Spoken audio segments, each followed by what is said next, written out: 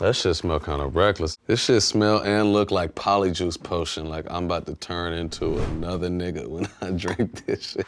What's going on, y'all? I'm Vic Mensa, and this is Tea Time with SpringHill. I'm creating my first custom tea blend. Some of these herbs you may recognize and others we're about to learn together. I bought loose leaf tea, but I don't think I've ever blended my own mushroom tea. I've blended that shit. So yes, yeah, I have. The last time I made mushroom tea, I was doing mushrooms with my mom in the woods. And I experienced a lot of shit. You know what I'm saying? It was just like crying my heart out on the riverbank and like wading through the water barefoot with my OG. Beautiful experience, for real. Some intentional practices that I lean on to recover. A meditation called Shambhavi Mahamudra that I learned from Sadhguru at his Isha Institute in rural Tennessee. It's a very secretive practice. Like, you can't just YouTube and learn it. I also like to do the Wim Hof breathing method that helps me to cut through any anxiety I may have. Maybe I microdose mushrooms or drink ayahuasca or like drink tea. I love green tea. All right, now that I got my teapot, I'm gonna start experimenting. I'm starting with Blue Lotus. I just like how the Blue Lotus looks. That's honestly why I picked it. But also it's promoting relaxation and stress relief. I'm gonna put the whole,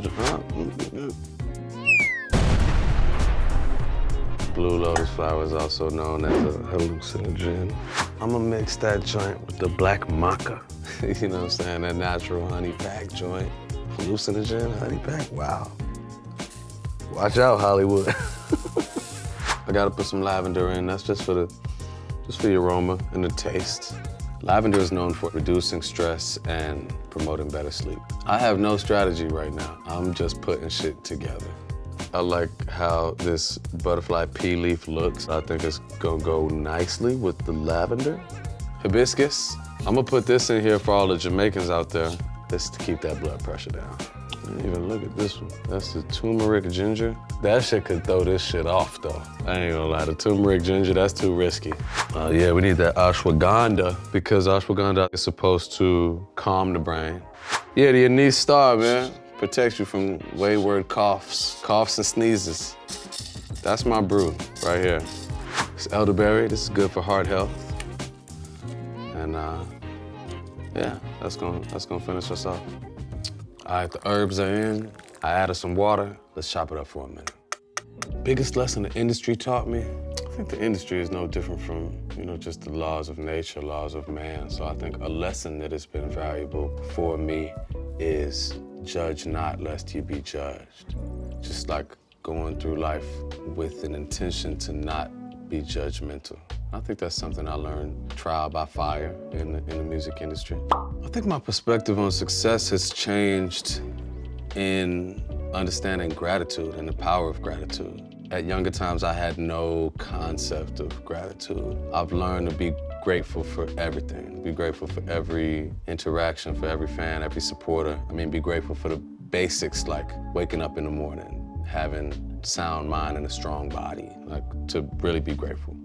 I feel like the most significant transformation in my sound at the moment is the new music I'm working on. Coming in, my sound was very eclectic, very jazz-based, but also like prog rock and punk rock and funk music. And right now I'm messing with a lot of African sounds.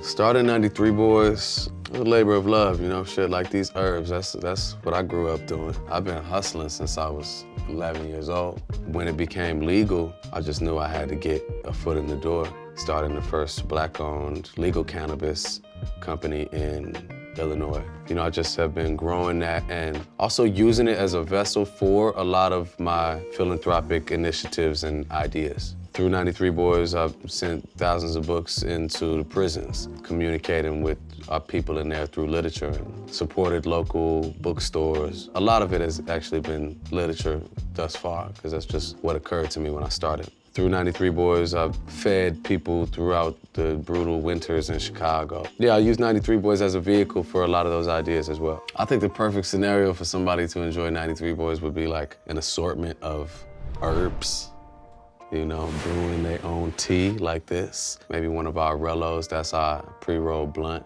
if you're trying to leave this planet.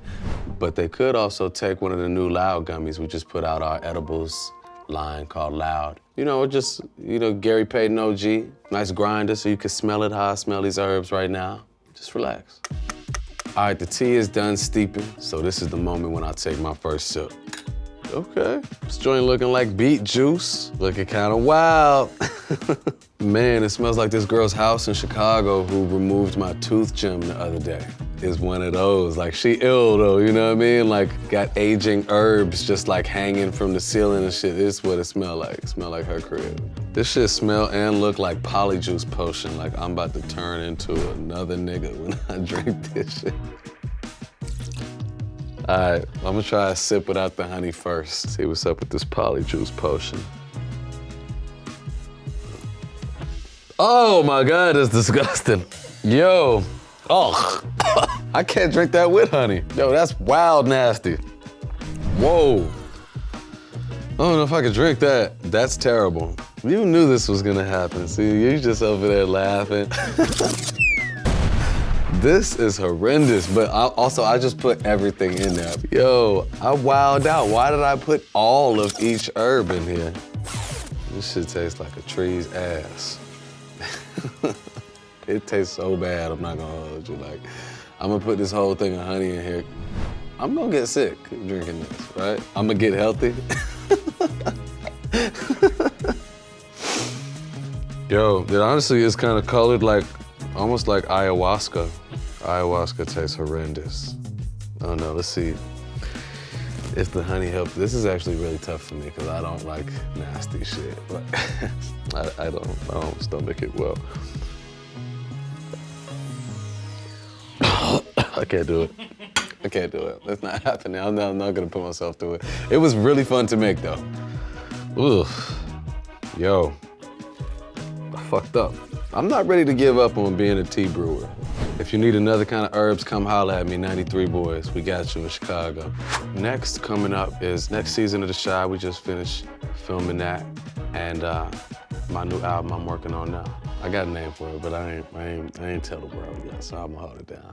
One of my custom affirmations that I repeat often, and I wanna share with you as well, is my goodwill is a force field through which all things are transmuted into their greatest possible vibrational frequency. Fear is transmuted into faith, hate is transmuted into love, loss is transmuted into gain.